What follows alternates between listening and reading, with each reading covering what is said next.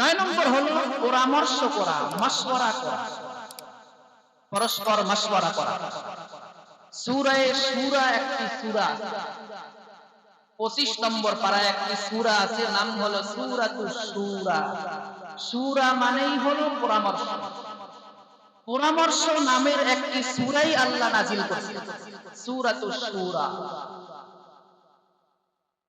শুরা মানেই হলো পরামর্শ। শুরা মানে পরামর্শ পর্ষদ, পরামর্শ উপদেষ্টা।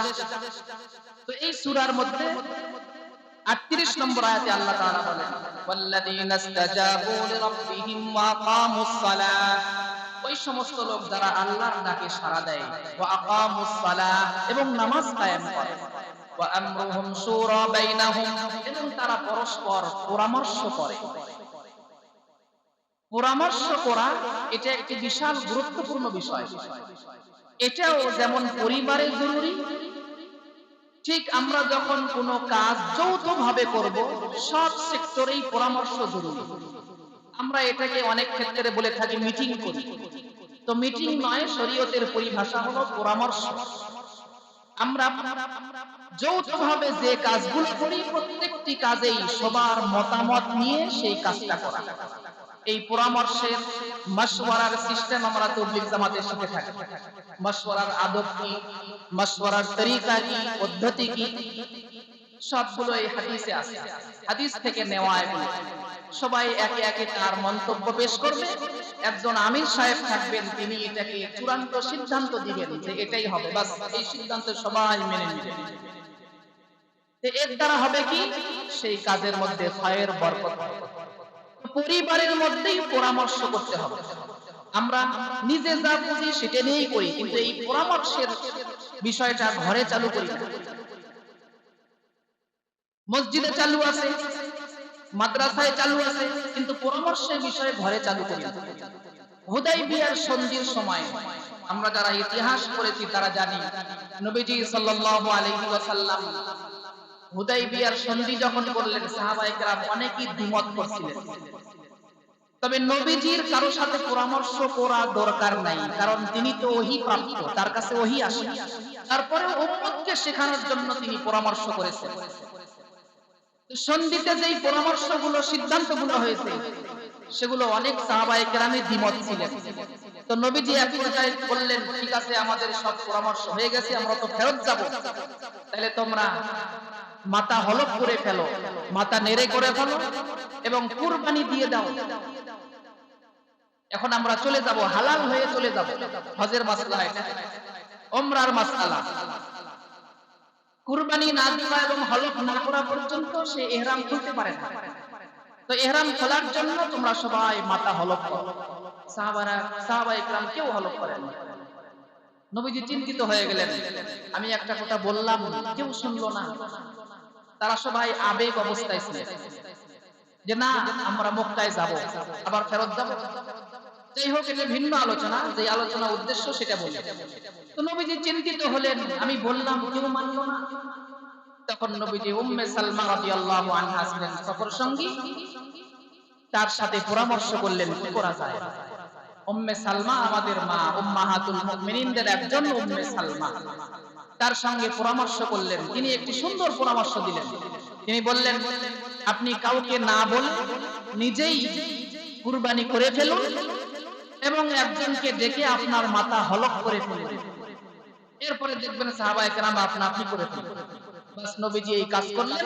সাহাবায়ে কেরাম বললেন, নবীজি আমাদেরকে বললেন, আমরা করলাম না, নবীজি তো করে ফেলেছে। তখন একে একে সব সাহাবায়ে কেরাম কুরবানিও দিলেন, মাথাও হলক করলেন। সুবহানাল্লাহ।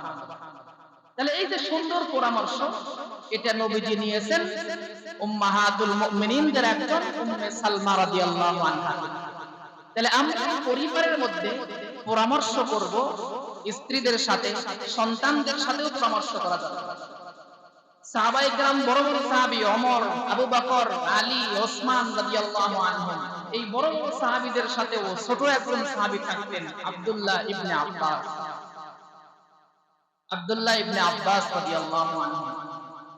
অনেকে প্রশ্ন করতেন যে আমাদের তো ছেলেরা আছে, আমাদের ছেলেদেরকে আপনি রাখেন না, হযরত ওমর কি বলতেন, আমাদের ছেলে আছে, আমাদের ছেলেদেরকে আপনি কাছে রাখেন না, অথচ ছেলে বয়সী একজন ছেলেকে মুরব্বীদের সাথে রাখেন, ব্যাপার কি? তো তিনি তখন একদিন এটা বুঝিয়ে দিয়েছেন, সকলকে ডাকলেন, বললেন ইযা জাআ নাসরুল্লাহি ওয়াল ফাতহ, এই সূরার ব্যাখ্যা বলুন। তো একজন একজন করে সবাই ব্যাখ্যা বললেন। কারো চাই ওনার মন মতো হলো না। এক পর্যায়ে ইবনে আব্বাস রাদিয়াল্লাহু আনহুমা, ছোট মানুষ, ওনার নাম হলো আব্দুল্লাহ, হযরত আব্বাসের ছেলে, ওনাকে বললেন তুমি এ ব্যাপারে কি ব্যাখ্যা জানো? তিনি বললেন হুয়া আজালু রাসূলিল্লাহি সাল্লাল্লাহু আলাইহি ওয়াসাল্লাম ইযা জাআ নাসরুল্লাহ, এই সূরা নাযিল হয়েছে, এখানে তো বলা হয়েছে ইস্তিগফার করার কথা, মক্কা বিজয়ের করার কথা, কিন্তু এর মধ্যেই একটি বিষয় লুকায়িত আছে, সেটা হলো নবীজির বিদায়ের ঘন্টা বেজে গেছে। সুবহানাল্লাহ। কারণ নবীজির দায়িত্ব শেষ, নবীজির কাজ সব হয়ে গেছে, মানুষ এখন দলে দলে ইসলামে আসছে, তার মানে নবীজি আর বেশি দিন আমাদের মাঝে থাকবে না। এই ব্যাখ্যা করলেন আব্দুল্লাহ ইবনে আব্বাস। তখন সবাই বুঝে গেল, হ্যাঁ, ছোট জনকেও, একজন জুনিয়রকেও কেন সিনিয়রদের মাঝে রাখা হয়েছে এবং তিনি রেখেছেন, সেটা তিনি বুঝায় দিয়েছেন। এজন্য আমরা ছোটদের কাছ থেকেও পরামর্শ নিব, ছেলেদের কাছ থেকে সুন্দর পরামর্শ আসে।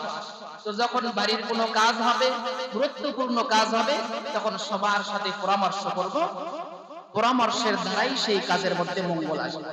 হযরত আলী রাদিয়াল্লাহু আনহু বলেন, মা হালাকা ইমরাউন আন মাশওয়ারাতিন, পরামর্শ করে কোনো মানুষ ধ্বংস হয় নাই, কিন্তু পরামর্শ না করে অনেক মানুষ ধ্বংস হয়েছে এবং তার কাজে সে ব্যর্থ হয়েছে।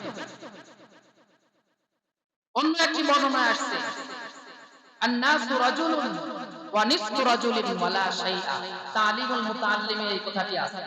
মানুষ তিন প্রকার। এক প্রকার মানুষ হলো পরিপূর্ণ, তার সিদ্ধান্তের জ্ঞান আছে, আবার সেই লোকটি পরামর্শও করে, এককভাবে সে সিদ্ধান্ত করার মতো ক্ষমতা তার আছে, আমার পরামর্শ করে, এই লোকটা হলো পূর্ণাঙ্গ লোক। আরেকটা হলো নিসফু রাজুল, অর্ধেক, সেই লোকটাকে মান লাহু রায়ুন সাইবুন ওয়া লা ইউশাবির, যার সঠিক সিদ্ধান্ত আছে কিন্তু কারো সাথে পরামর্শ করে না, অথবা পরামর্শ করে কিন্তু সঠিক সিদ্ধান্ত তার নাই, তাহলে এই লোকটা অর্ধেক। তার সঠিক সিদ্ধান্ত আছে কিন্তু পরামর্শ করে না, অথবা পরামর্শ করে কিন্তু সঠিক সিদ্ধান্ত নাই, এই লোকটা হলো অর্ধেক। আরেকটি লোক হলো ওয়ালা শাইআ, ওয়াকিজু, কোনো কাজের নয়, সেই লোকটা না নিজের কোনো সিদ্ধান্ত আছে, না কারোর সাথে পরামর্শ। তাহলে আমরা এখানে বুঝলাম লোক তিন শ্রেণীর, আমরা থাকবো প্রথম শ্রেণীর। সঠিক